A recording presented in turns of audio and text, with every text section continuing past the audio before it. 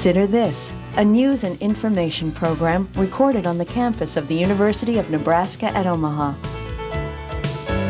From the Fireside Lounge in the Milo Bales Student Center, here is your host, Carol Schrader.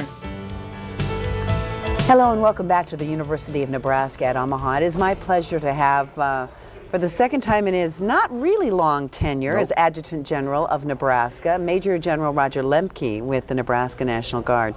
Thank you so much for being with us. I think the last time we had just faced 9/11. That's had we right. not? And we were doing just a little bit of a kind of a aftershock. Barely a month after 9/11 that we had this conversation. Yes, and the interesting thing is, it was all laid out then that the world had changed. Mm-hmm. We have seen in the last 8-9 months how much it's really changing for the armed services, and particularly for our unique National Guard, which serves that odd state and federal responsibility, that duality. And first, though, I want to talk about, you've paid a trip over to Kuwait and Iraq and visited some of your forces and the other forces there, and to see what was happening. Yeah, that's right. It was a real quick trip. Got there on a Sunday, was able to spend Sunday, Monday, and Tuesday visiting Iraq and visiting Kuwait. We've got soldiers in both Kuwait and Iraq. Didn't get to all of them, but got to most of them, and got a good idea of the conditions that they're living in, and had a chance to talk with some of their leaders. Now, you didn't get up to near Mosul, where you have the 41st, and then it has a long name for the unit. The 41st RAOC, which is Rear Area Operations Center, and unfortunately I wasn't able to get that far to see them. And things were hopping up there and have continued to hop up in that area. Yes, that's right. So even if you had time, who knows exactly what the logistics would have Although been. they pretty much kept us confined to the bases and camps, and so I only got out into the countryside really one time for a very short period of time. So when they had us in Iraq, there was really no time where we were really in any danger. One thing that you did see from reading some of the accounts that you sent back, you sent email reports back, and was that you, I don't know if you were surprised by this or if I was reading between the lines, at literally how when we think that our armed services today sleep in not luxurious quarters, but that they sleep and operate in, at least with a building around them. I mean, we're talking the basic military, what they're trained for when they go to boot camp. Well, 3 of the camps that I visited, 2 in Kuwait and 1 in Iraq, were basically built from nothing, probably in just the last 6 months. And so it'd be like having a cornfield out there in Nebraska with nothing there, and then all of a sudden you've got Tent City. And you can imagine some of these camps are 5,000 to 6,000, 7,000 soldiers. So you're talking a Holdridge or a York or that size of a town suddenly just emerging out of nothing in the desert or in the along the fertile ground of the Euphrates. And sleeping in like 8-cot tents. Yes. Or actually, they're sleeping on the ground. Well, they do put them on plywood. Sleeping on the ground over there is tough because of the scorpions and other things. So they do put plywood down, and then they put the tents around the plywood. But still, you're talking 8 per tent. One of the things that's probably the hardest to get used to for a soldier over there is privacy, because there just isn't any. I mean, you're in tents together all the time. You're working together. Your meals are together with others. There just is very little time for privacy. I would imagine. And let's talk about how many people that you have deployed from Nebraska. And again, we have to emphasize, because I think I was in my mid-40s before I got it straight about the Guard and Reserve.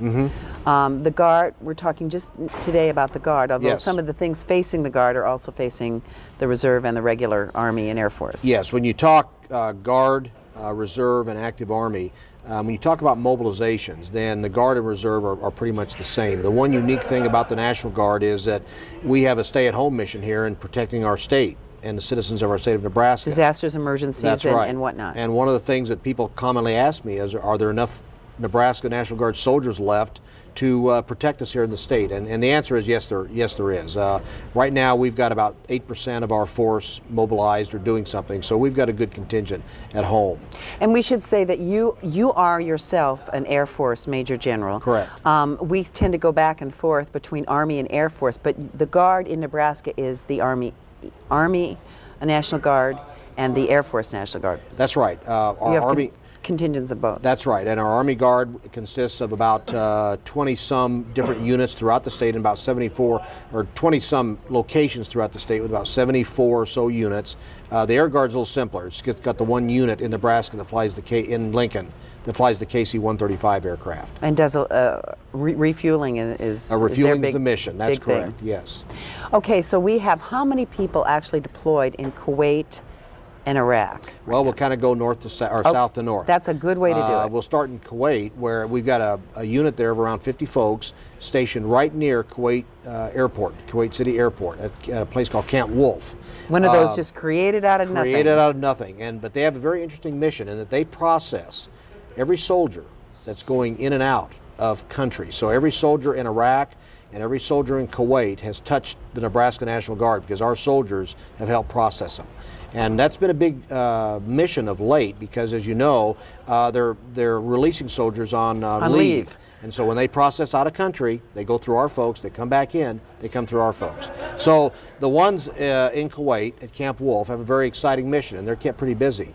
When you go a little further north into Iraq, south of Iraq, at a base, a little camp near the Tallil Air Force Base called Camp Cedar, we have the 1057th Truck Company, about 160 soldiers, all from the Scottsbluff, Gering, Alliance, that part of the state. Even though there are some stragglers. There are some stragglers. We those pull are some in, but that's the main core. We actually have a small group from Omaha that is supporting that also. Didn't they help build Camp Cedar? They did. I mean, it was when they've moved about 3 times since they've been over there, from one camp, one location to another, and eventually they settled on this property, I guess you'd call it, and helped with others to basically erect Camp Cedar. And they drive missions from there every day, pretty much north. And in the 6 months that they've been there, they have logged about 265,000 miles on their vehicles. So they've been very heavily engaged in resupplying and providing equipment to the combat soldiers that are operating around Baghdad and up towards Tikrit. Now, Kuwait is also a staging area for Afghanistan. Yes. In some respects. Yes. So do they ever involve equipment that's been in Afghanistan, maybe going to Iraq or moving back and forth? Our truck company is just involved with movement of things in Iraq primarily.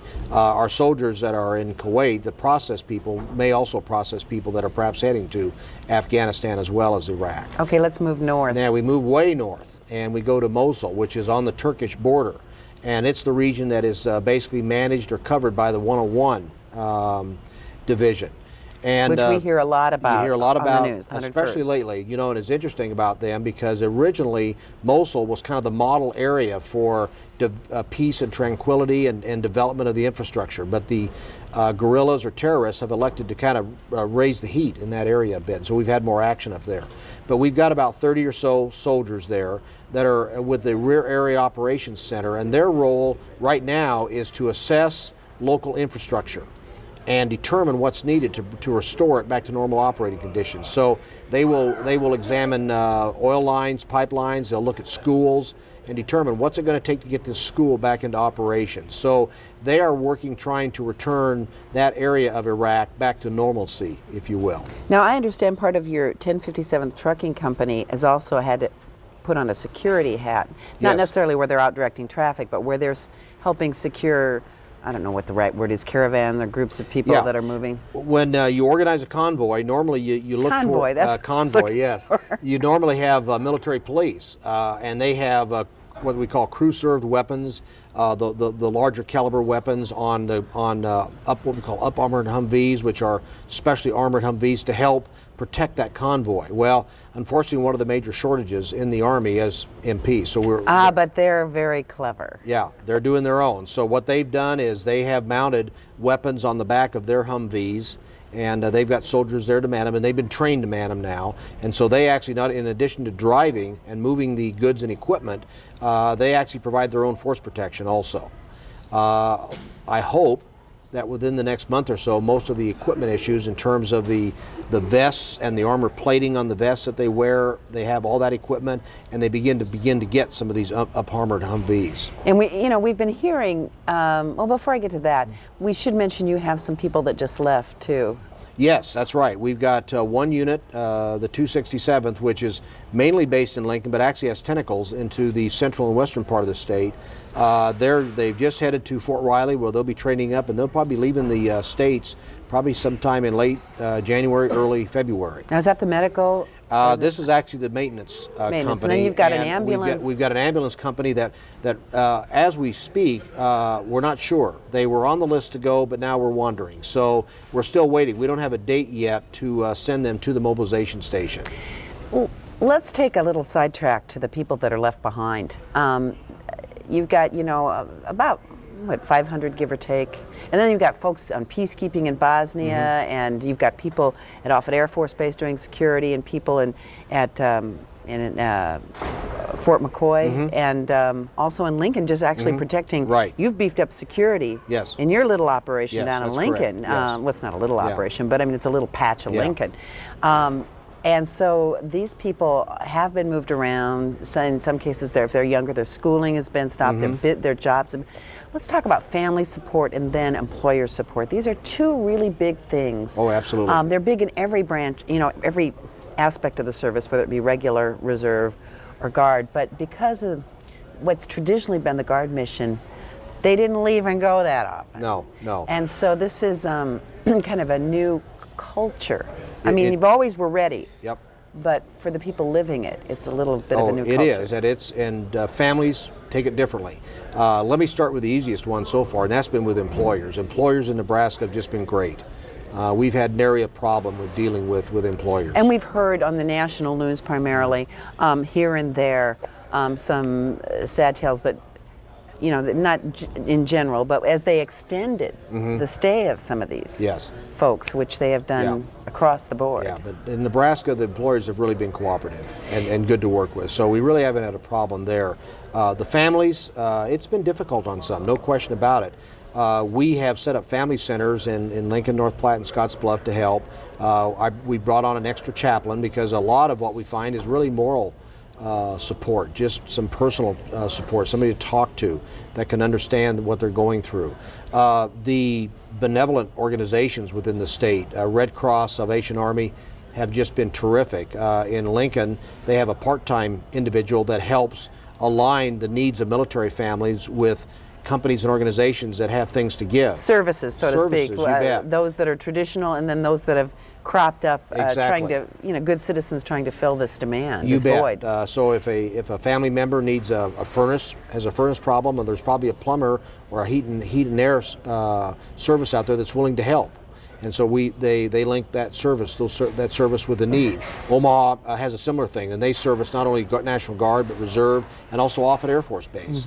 And so these organizations have been terrific in helping in families. And then if you go out into the state of Nebraska, you find individual communities doing all kinds of different things to help the families. So the message we always try to give families is if you need help, it's there somewhere. You've got to, and speaking up is for some people, I mean, it doesn't make any difference what culture you're from, what race you are, but I think there's a lot of stoicism in Nebraska particularly. You know, we come from Yeah. a lot of very stoic roots. Yeah.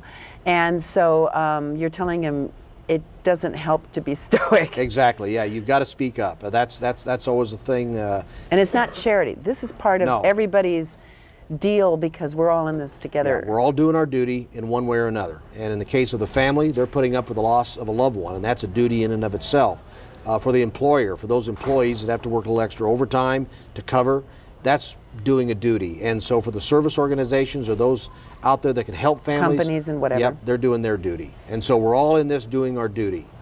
It doesn't surprise you though, Nebraska. You've been in Nebraska much of your life. You were in private industry after you left the Air Force after the academy.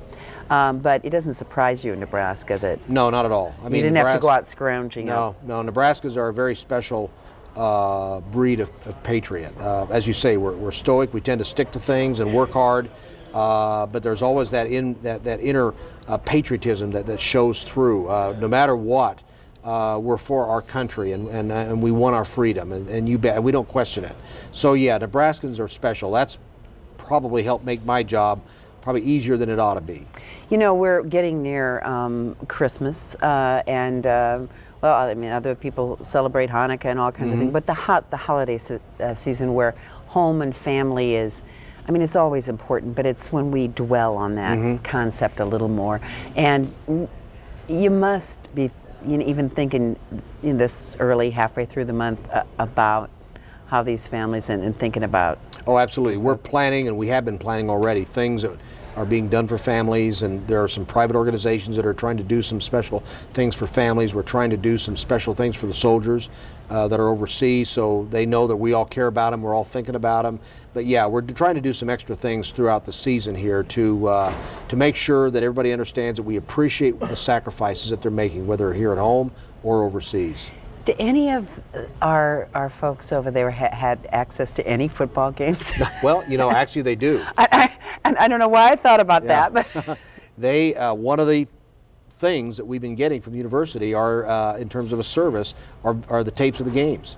And so they get overseas. And of course, being Nebraskans, when they get over there, if they can find a satellite dish someplace, they're going to try to figure out if they can tune it to the game that's televised. So they've actually seen some games live via satellite. Of course, they've been up at midnight while the game's being played, and other times they get the videos. So they've had the opportunity to see every game. little Husker spirit Absolutely. over there. You bet. We are facing not only this immediate situation where we have concerns about how many men and women's lives will be on the line and for how long, and we're not going to get into the political or the ramifications of that. That's not your job. But you are involved in looking ahead. You're vice president of the Adjutant General's Association of the United States, and so you're a little more, I guess, beltway connected in terms of not only what we face now, but you're looking a little more than just your regular guy with a bunch of things on his chest at what the future is going to bring and what the role is going to be. And we're concerned about recruitment and retention, and given the change in the traditional role. Well, especially on the Army Guard side, I think we can anticipate some changes in missions that the states have. We've tended to have some of the older missions, ones that were not really relevant for the immediate war fight, if you will. One comes to mind is field artillery. Well, it's kind of being superseded by new technology. You'll see units in the Guard that are field artillery re-rolling into military police and other missions that are more relevant to what we're doing today in urban warfare. And maybe things that are more mobile. In other words, or interchangeable, or you can pluck them up and put them in without having, you know, a lot of your, particularly Army, which is mostly what you're sending over there now, are having to go through, you know, they're mobilized, but that means a little bit of training somewhere to, even though they've had training to this specific mission. Yeah, exactly. And there will always be that, but you want to And minimize it. Yeah, you're right. And the missions that we're looking at are missions that can be used and used quickly, and training that's relevant to the kinds of things that we anticipate doing. So over the next 3 to 5 years, I think you'll see quite a change in how the National Guard is missioned.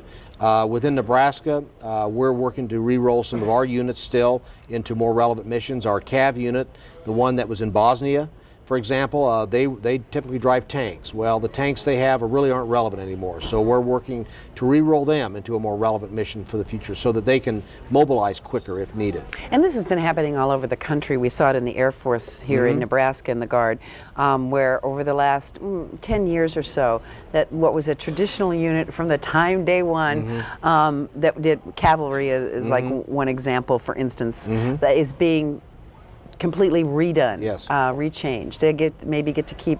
They've even had to retire some of the unit numbers, which is a real emotional thing. But they're trying to keep those. But I mean, you've got to make some changes because it ain't the way it used to be. No, it's changed rapidly. The other thing that's going on now of major importance for the National Guard is now that the Army has had to exercise its mobilization model to a major extent, we're going back now to see what can we do to change that to make it a more efficient model.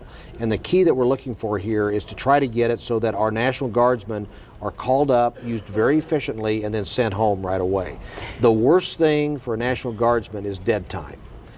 When you have to go somewhere and sit around and wait. And so to the extent that we Wait can to be pushed in, or Yeah, you're yeah, wait to be backfill isn't the trained, right word, yes, but exactly. But you're waiting there Yes. for the next, and there has to always be some of that. But Well, and our goal is to minimize that, and so we're undergoing major efforts right now to try to make that process much more efficient than it has been in the past. one of the other things I guess you at least have to be talking about, I'm just guessing, is that with all the things that have been in the media and reaction from relatives and other family members and moms and dads, and even you won't hear the reservists say that so much themselves, or excuse me, the guardsmen, but this isn't what we signed on for. Now, I know they're all handling it in really good stead, but in terms of retention and recruitment, there might be down the road a little bit some challenges. The potential is there. And actually, let me correct something, and unfortunately it's become a common mantra in the news media. Most guardsmen I talk to admit that this is what they signed on for. Okay. They do admit it. I mean, correct they say, me yeah, anytime. I knew that when I signed up, the potential was there for me to mobilize. Now, the real question they have is, do I really like doing this, and what's it mean to me and my family for the future? And that's what we have to deal with. For a lot of them, what they signed up for, they didn't. I mean, the reality of it. Yeah, they didn't necessarily think it through, but they agree that I'm here to do what I was supposed to, and so when you start looking at retention, and frankly, my concern is more about retention than it is recruiting. I think we'll always be able to recruit. Because you want the trained Yes, we personnel. want to I mean, keep the this trained is what people. a modern armed services cannot be. Right. It can't be like. Yeah. I was going to say like Walmart, but they'll feel offended. But Yeah. your traditional jobs that have so much changeover. That's right. It's expensive to train, and we like to keep our skilled soldiers. And the area that I focus on the most and want to focus on the most is that middle career part. The new soldiers that leave, we can replace those, and our investment isn't that great. The senior soldiers that we have, our officers and senior NCOs, when their time for retirement comes, they'll retire. But our middle group, they're the ones that have tough decisions to make. They've got to decide whether they can continue to do this, or whether or not they, because of family and career pressures, they need to go in a different direction. So they're the ones that we really need to focus on, and they're the ones that we can't afford to lose, because they're our future senior leaders. Yeah, not only do they have the experience, the training, and the skills, but they are the leadership. Yeah, exactly. And you can't have a don't replace leadership it overnight. void. You don't want right. to go there. That's right. There are some things that are happening. I think they call them in terms of in trying to determine what all parts of the service are dealing with. But I'm sure the Guard is facing, and we touched on it a little bit, the emerging mission requirements. And one of them, for instance, is the anti-terrorism. Is it possible we might have some anti-terrorism? They're increasing the number of units across the country. Actually, there's kind of two aspects to that. The units you talk about are called CST, Civil Support Teams, and those are teams that are about 22 people with special equipment that are specially trained to deal with anti-terrorist tactics, chemical attacks, and guarding infrastructure, nuclear problems, dirty bombs, things like that. Right now there are 32 teams in the nation. They want to round out every state, so Nebraska should be getting one sometime here in the next year or two. Now, I would think that in terms of threats, that this will also fit in possibly to the state charge of the Guard. In other words, if it hit, it's something. Sure. Lord help us, hit us. It would be a natural disaster or a man-made disaster of the kind that we would react to as the state role of the Guard. And in thinking about that, number one, we have some plans, contingency, so that if there is a situation involving quick reaction, the next level up of force, and so on, we're prepared to deal with that. Right. In other words, now. you could go somewhere else and help Yes. them out if there was a need. But you also, if something were to happen here, we are, in addition to our other frontline things, police, firemen, will just make it more seamless and more. Exactly. We've got plans that we interface with State Patrol and others to step right in and help with X number of level of support, depending on what the need is. We also train with them in some areas in firefighting to battle the prairie fires out in western Nebraska. We deal in crowd control techniques and so forth. So there are some things that we do specifically here in the state to help protect and enhance the safety of Nebraska citizens. What at the end of the day, when you go home every night, and I know there's a million things left undone, but you take care of the, the really important ones right away. But in terms of, you look ahead, you say, if I'm doing this or involved with this for the next 10 years, and you probably don't want to be, but these are the things that I have to keep at the top of the list. What are some of those things? If you were you bet. Well, number one, I want to make Nebraska viable. I want to make them have units in the state that the nation needs. I don't want old sunset missions for Nebraska. And I maybe I have a bias. Is that a matter here. of pride too? Well, there's two things with that. As I said before, as I have a chance to observe other states and the citizens of other states, and I think Nebraskans make really good soldiers. And I think to the extent that we can provide force structure, it's valuable force structure because we work hard and we train hard. So I want relevant missions for the state for the future, both on the Army and air side. I want them doing things that are important. That's probably number one in my mind, that we eventually get to a force that is relevant in the future. The Air Force side has come close to that already because of some changes. We're there right now, Yeah, as far as the now is. Yeah, but they're refueling. I mean, we'll always need to refuel but aircraft. if you look ahead at the Air Force, 5-10 years and pilotless vehicles and information warfare, all those drones I hear talking about, and so forth, tankers may become less relevant in the future. So we're already thinking ahead in terms of what missions we should get into, and many times in partnership with STRATCOM in the future to help keep Nebraska viable on the Air Guard side too. We just have a couple of minutes left. When we talked here 2 years ago, after almost 2 years exactly, about how things were going to change. I think we all knew it viscerally, emotionally, and up here. But now we're starting to see with the guerrilla warfare in Iraq and how few people can whip around a whole country, whip around the armed services of several countries. How are we doing on that? It's a long one to figure. I mean, when do we even go to war? I mean, there's going to be history books written about Iraq. Oh, sure. Well, based on my reading before I went and my experiences over there, number one, I think we're making far more progress than maybe many people think. And I think when you take a look at the history of guerrilla warfare, you're seeing many of the signs right now that indicating we're being successful. When they start targeting our soldiers and start targeting civilian leaders, for example, that means they're desperate. And so I think we're making progress there. We just need to hang in there and realize that guerrilla warfare is something that's long-term, not short-term. And I suppose you're willing to say that for all the people that are watching, that if they're praying people, you'll be glad to ask for a few of those for absolutely, for all the men and women over there. Absolutely. I mean, we as long as we as Nebraskans need to keep them in our thoughts all the time. Regardless of our opinion about whether we should or shouldn't be there, our tactics, strategy are correct. The soldiers are doing the best they can, and they're doing it in our best interest. That sounds like a good strategy for us. There you go. Thank you very much. The Adjutant General of the State of Nebraska and the National Guard, Major General Roger Lemke. Thank you for joining us. Thank you, Carol. We'll see you back here next week on Consider This.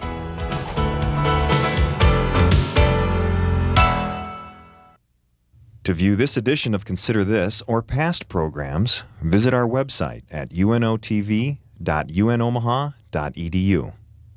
For comments or questions, call 402-554-2516 during regular business hours. Consider This is a production of UNO Television.